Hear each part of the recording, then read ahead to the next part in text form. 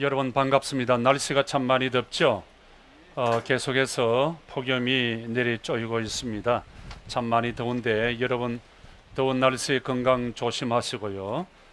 저도 오늘 설교를 좀 간단하게 좀 조용조용하게 그렇게 하도록 하겠습니다. 오늘 드라이브 워십에 오신 여러분 모두를 사랑하고 축복합니다. 그리고 각 가정에서 삶의 현장에서 또 휴가지에서 먼 애국에서 또 이곳저곳에서 유튜브로 함께 예배드리시는 우리 연결고리 가족 여러분 모두를 사랑하고 축복합니다.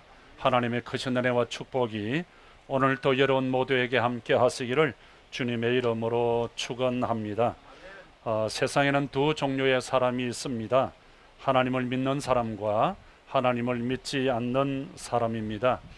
하나님을 믿는 사람은 그리스도 안에 있는 사람이고 하나님을 믿지 아니하는 사람은 그리스도 밖에 있는 사람입니다. 하나님을 믿는 사람은 성령의 사람입니다. 성령의 사람은 성령의 인도하심을 따라 살아갑니다. 그리고 진리 안에서 예배하고 시와 찬미와 신령한 노래들로 서로 화답하고 기쁨으로 살아갑니다. 그리고 성령의 사람은 성령의 하나 된 것을 힘써 지켜나가면서 연결고리의 사명을 감당하면서 그리스도의 몸된 교회를 섬기는 사람입니다. 그리고 성령의 사람은 성령의 열매를 맺는 삶을 살아서 주님의 기쁨이 되고 성도들을 행복하게 섬겨 나갑니다. 여러분은 어디에 속한 사람입니까? 그리스도의 사람, 하나님의 영에 속한 사람입니까? 아니면 육에 속한 사람입니까? 하나님의 백성들인 우리 성도들을 사랑하고 하나님의 백성들을 귀하게 여기는 사람은 영의 사람입니다. 이것이 우리 연결고리 가족들의 인생의 최고 목표 가치가 되어야 하는 것입니다. 장로교의 표준 문답 교리서이고 또 성경의 정수가 담겨져 있다고 할 수 있는 웨스트민스터 대교리 문답이나 소교리 문답에 보면 사람의 제일 되는 목적이 무엇입니까? 사람의 제일 되는 목적은 하나님을 영화롭게 하는 것과 그를 영원토록 즐거워하는 것이라고 했습니다. 이것을 우리가 받아들인다고 한다면 우리는 성령이 있는 그리스도의 사람이라고 할 수 있습니다. 저는 지난주 두 종류의 사람에 대해서 말씀을 드렸습니다. 육체를 따라 사는 삶과 성령을 따라 사는 사람에 대해서 말씀을 드렸습니다. 물론 성령에 따라 사는 사람이라도 성숙함의 정도는 각기 다를 수 있습니다. 또 육체에 따라 사는 사람 역시 악함의 정도가 사람에 따라서 다 다르다 할 수 있을 것입니다. 그러나 모든 사람은 육신에 있거나 아니면 영에 있습니다. 중간지대는 없다고 말할 수 있습니다. 성령님은 우리를 하나님과 하나 되게 하고 연결하도록 돕습니다. 그래서 우리는 늘 성령님을 의지하면서 살아가야 합니다. 성령님은 우리 안에 거하시면서 우리의 죽을 몸과 영혼을 살리십니다. 그래서 성경은 말합니다.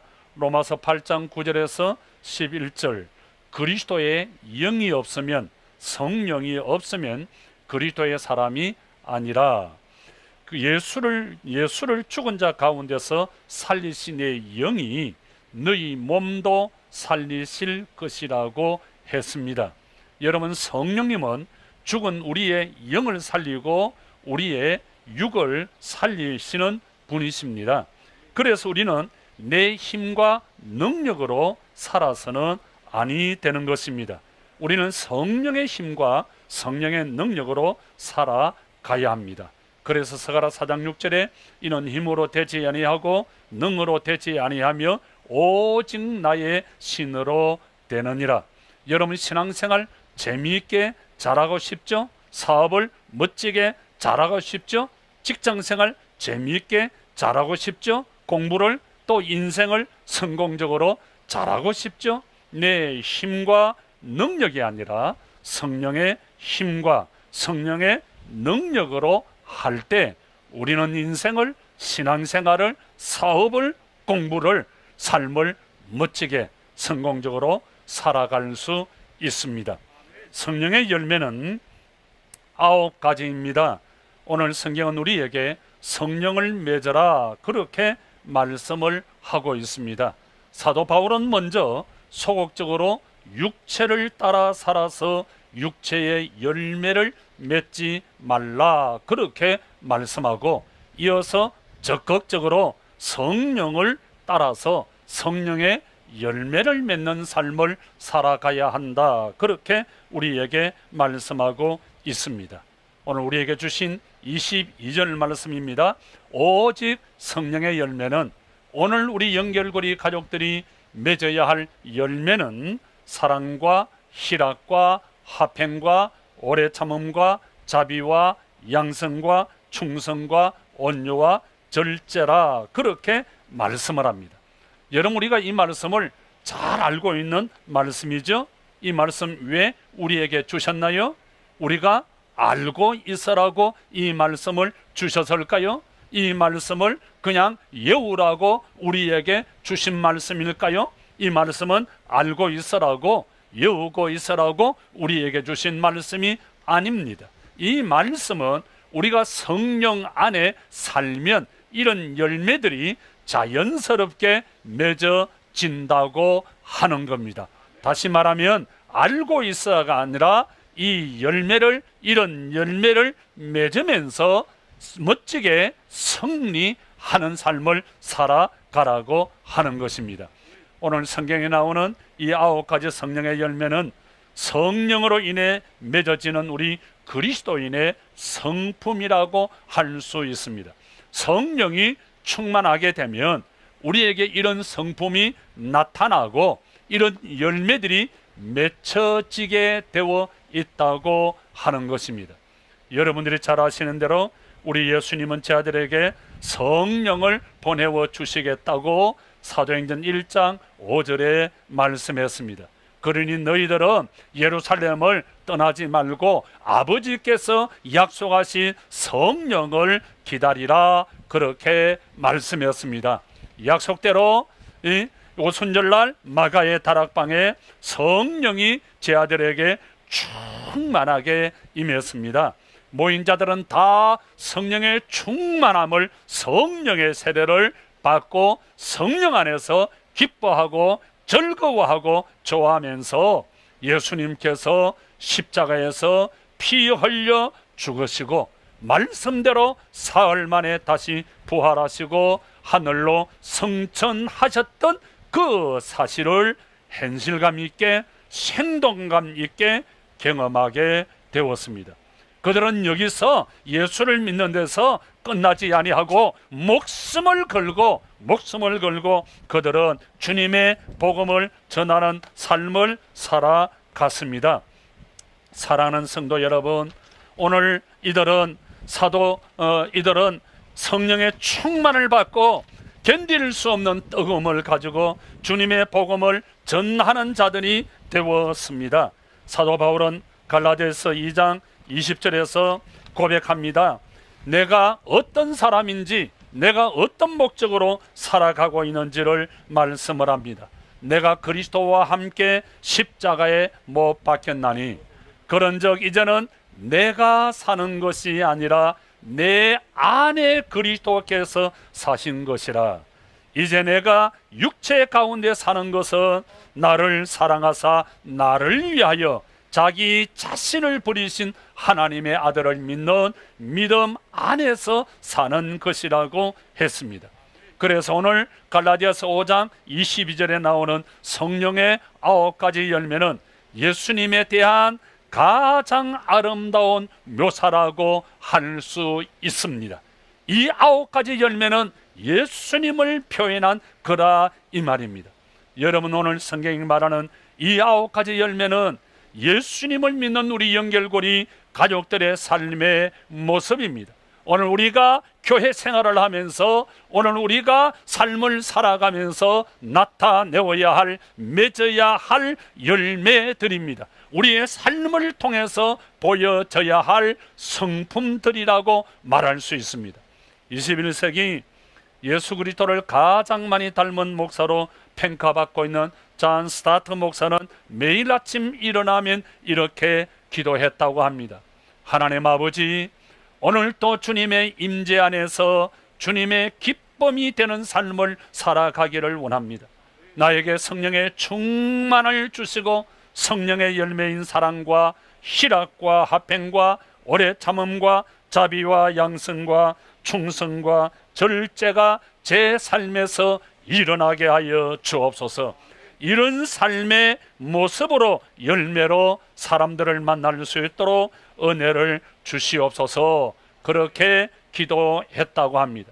여러분, 우리가 성령을 받으면 주님의 이 만나는 역사가 일어나면, 성령을 받으면 우리는 삶의 변화를 경험하게 됩니다. 사도 바울이 성령 받고 변화의 삶을 살았습니다. 예수님의 제자들이 성령을 받고 변화의 삶을 살았습니다. 그리고 성령 받은 자에게 우리 하나님이恩사를 주십니다. 주님의 교회와 복음을 위하여 살아가라고.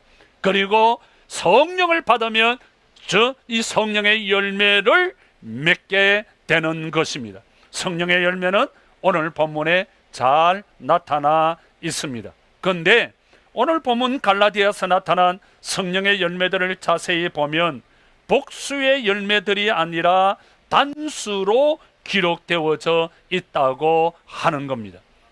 성령의 열매는 각각 떨어진 하나의 독립적인 열매가 아니라 성령의 사역 아래서 하나의 통일성을 가진 열매라고 하는 것입니다. 다시 말하면 이 성령의 9가지 열매는 사랑과 관련된 열매로서 예수님을 묘사한 열매를 다양하게 표현하고 있다고 하는 것입니다. 성령의 은혜로 사랑에 관련된 열매, 그러니까 예수님을 나타내는 다양한 그런 이 성품의 모습입니다.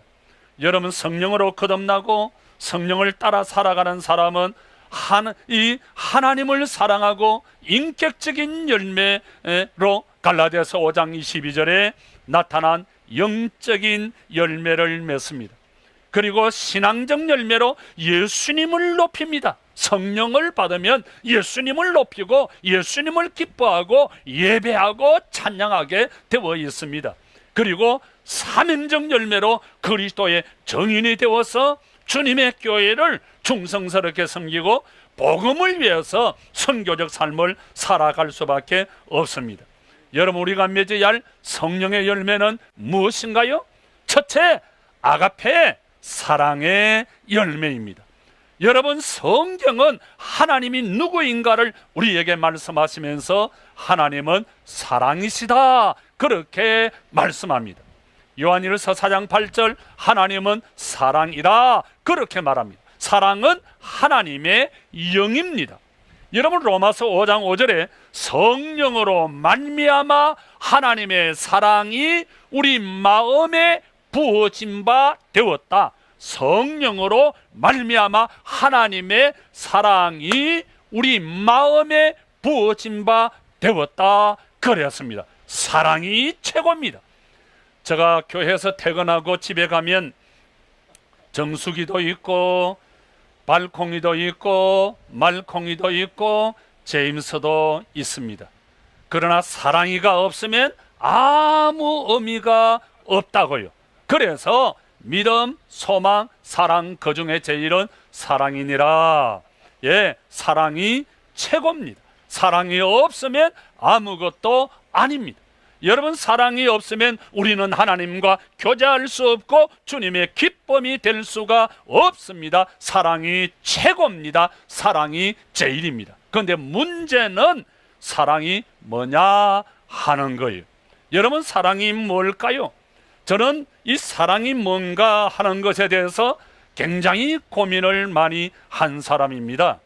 여러분, 우리는 성경에 나오는 이 추상적인 단어를 구체적으로 표현할 줄 알아야 합니다. 이 성경에 나오는 중요한 단어들, 이 명사를 동사로 바꿀 줄 알아야 합니다. 예컨대 성경에 많이 나오는 사랑이라는 단어, 믿음이라고 하는 단어, 감사, 행제, 순종이라는 단어, 의와 평강이라는 이 단어들 말입니다. 여러분, 사랑이 뭐예요? 사랑이 행동으로 나타난 게 친절입니다. 그래서 첫째, 사랑은 친절이에요. 여러분, 친절하게 가족들에게, 친절하게 성도들에게 대하시기를 바랍니다. 두 번째, 사랑은 배려하는 것입니다. 여러분, 배려는 사랑과 함께 가는 겁니다. 여러분, 사랑은 작은 배려와 함께 시작이 되는 거예요. 여러분, 세 번째, 사랑은 관심이에요. 관심을 갖는 게 사랑이에요. 우리 교회 어떤 권사님이 남편에게, 여보, 날도 더운데 저 강릉에 딸네 집에 한번 갔다 옵시다. 손주도 보고 싶은데, 그러니까 이 날 더운데 내 몸 하나도 거쳐나기 힘든데 나는 못 가겠어. 가려면 당신만 가. 그러니까 그 권사님이 입이 한 발이나 나와가지고, 당신은 그렇게 관심이 없느냐고, 아이들한테 그렇게 관심이 없느냐고 그랬다잖아요. 여러분, 사랑은 친절이고, 사랑은 배려고, 사랑은 관심입니다. 여러분, 사랑은 어떤 철학적인 이론이나 수학적, 과학적 논리로 하는 것이 아닙니다. 사랑은 눈에서 시작해서 입으로 고백하고 손으로 하는 거예요. 가슴으로 하는 거예요. 온몸으로 하는 것이 사랑인 것입니다. 여러분, 우리는 말로 하는 사랑에 너무 익숙해져 있습니다. 그러나 사랑은 말로 표현되지 않는 행동이 따라올 수밖에 없는 진실된 감정인 것입니다. 여러분, 꿈은 명사가 아니라 동사입니다. 마찬가지로 사랑도 명사가 아니라 동사입니다. 마음에 가두어둔 박제된 그 사랑이 아니라 표현하는 사랑이 더 아름답고 좋은 겁니다. 그래서 사랑은 행동이라고 할 수 있습니다. 여러분, 사랑은 눈에 보이는 겁니다. 사랑은 표현하는 겁니다. 여러분, 사랑을 표현하십시오. 가족들에게 사랑을 표현하십시오. 자녀들에게 사랑을 표현하십시오. 성도들에게 사랑을 표현하십시오.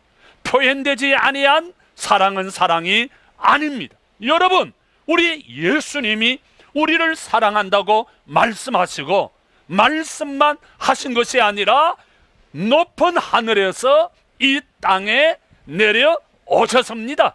그리고 사랑을 구체적으로 표현해 주셨습니다. 표현되지 아니한 사랑은 사랑이 아닙니다.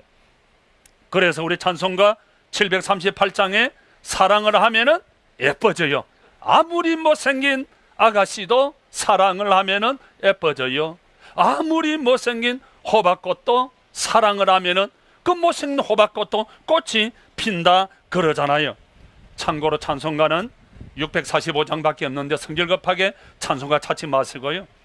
여러분, 네 번째 사랑은 아는 거예요. 아는 거예요. 우리 시편 103편 14절에 하나님은 우리의 체질을 아신다. 여기 아신다, 야다이 하는 말은 구체적으로 세밀하게, 정확하게, 아주 상세하게 아신다는 거예요. 하나님이 우리의 모든 것을 세밀하게, 우리의 과거를, 우리의 현재를, 우리의 미래까지도 아주 상세하게, 세밀하게, 구체적으로 정확하게 아신다는 거예요. 그래서 우리 찬송가 310장에 하나님의 은혜로 있을 데 없는 자 왜 구속하여 주는지 난 알 수 없도다. 내가 믿고 또 의지함은 내 모든 행편 잘 아는 주님 널 보호해 주실 것을 나는 확실히 아네. 하나님의 그 사랑 내가 확실히 안다고 했습니다. 여러분, 하나님은 우리의 모든 약함과 우리의 모든 부족과 못남과 허물을 다 아십니다.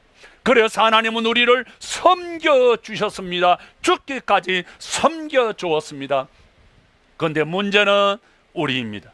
우리도 하나님을 알아야 합니다. 여러분, 하나님을 알아야 하나님을 잘 섬길 수 있습니다. 여러분, 우리가 하나님을 아는 만큼 하나님을 믿을 수 있고 하나님께 맡길 수 있습니다. 우리가 아는 것만큼 하나님을 잘 섬길 수 있습니다. 여러분, 왜 우리가 저 사람에 대해서 오해하고 우리가 왜 저 사람을 미워하고 저 사람과 거리가 멀어집니까? 여러분, 우리가 저 사람을 잘 모르기 때문에 그렇습니다. 우리가 저분을 잘 알면 우리가 더 잘 섬길 수 있습니다. 오해가 아니라 이해할 수 있습니다. 알면 이해할 수 있습니다. 알면 사랑할 수가 있습니다. 여러분, 사랑은 책임지는 겁니다. 여러분, 성경의 핵심 구절이 뭡니까? 요한복음 3장 16절 하나님이 세상을 우리를 나를 이처럼 사랑하사 독생자를 주셨으니 이는 저를 믿는 자마다 멸망하지 아니하고 영생을 주시리라, 그렇게 말했습니다. 여러분, 요한복음 3장 16절이 말씀하는 구절이 이 핵심이 뭡니까? 하나님이 누구인가 하는 겁니다. 하나님은 사랑이라고 하는 겁니다. 그럼 하나님의 사랑은 어떤 사랑입니까? 하나님의 사랑은 주는 사랑입니다. 예수님을 주시고 예수님은 자기 몸을 우리를 위해서 십자가에 위해서 주는 사랑이 바로 하나님의 사랑입니다. 여러분, 왜 하나님께서 독생자 예수님을 우리에게 주셨습니까? 왜 예수님께서 자기 몸을 우리에게 주시죠? 사랑하기 때문에. 다른 이유가 없어요. 사랑하기 때문에. 여러분, 섬기기 위해서, 사랑하기 위해서, 죽으시기 위해서 우리 예수님은 우리를 위해서 자기 몸을 주었습니다. 여러분, 사랑이 뭡니까? 여러분, 사랑은 책임지는 거예요. 여러분, 죄에 빠진 우리, 죽게 된 우리, 사망의 지옥에 이른 우리를 구원해 주시기 위하여, 살려 주시기 위하여, 책임져 주시기 위하여 하나님이 예수를 우리에게 주었습니다. 예수님이 우리에게 오셨습니다. 여러분, 나라를 사랑한다, 애국한다, 그런 사람 많죠. 지금 내가 어떤 대선에 출마하겠다, 내가 대통령이 되겠다, 내가 정치인이 되겠다, 큰 소리 치는 사람들 많죠. 여러분, 나라를 사랑한다는 말이 무슨 말이죠? 애국한다는 말이 무슨 말입니까? 책임을 진다는 말 아닌가요? 여러분, 우리가 리더십들에게, 지도자들에게 가장 필요한 게 뭔가요? 책임인 것입니다. 여러분, 책임은 사랑입니다. 사랑은 섬김이고 헌신이고 죽음입니다. 나라를 위해서 내가 대선에 나가겠다, 대통령이 되겠다, 무슨 말이에요? 내가 나라를 섬기겠다, 내가 나라를 위해서, 백성들을 위해서 헌신하겠다, 내가 이 나라와 이 백성들을 위해서 내가 죽겠다, 그 말이에요. 여러분, 우리는 어떤 지도자에게 한매를 느끼나요? 특권만 누리고 책임을 질 줄 모르는 사람들을 만날 때 우리는 마음이 많이 상하잖아요. 여러분, 책임이 따르지 않은 특권의식, 책임이 따르지 아니한 특권의식은 곧 죄입니다. 여러분, 특권과 책임은 함께 가는 수레바퀴와 같습니다. 사랑하는 성도 여러분, 우리는 하나님의 자녀라고 하는 특권이 있습니다. 동시에 우리는 하나님의 자녀라고 하는 우리 책임이 우리에게 있습니다. 특권을 누리면서 책임을 다하는 그리스도인이 될 때 하나님 보시기에 좋았더라 한 마데타이 제자가 될 수 있습니다. 기도합시다.